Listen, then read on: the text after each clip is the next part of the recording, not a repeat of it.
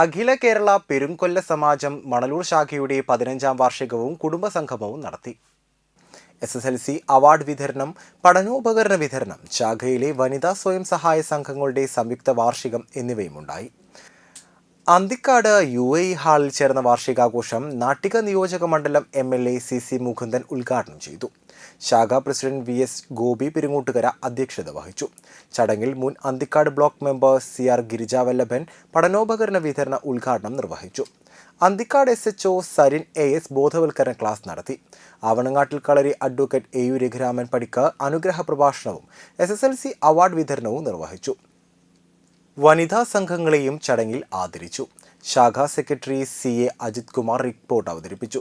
ശാഖാ joint secretary CS Shibin Engandiyur, ശാഖാ vice president MS Ramadasan എന്നിവർ സംസാരിച്ചു. തുടർന്ന് കലാപരിപാടികൾ അരങ്ങേറി.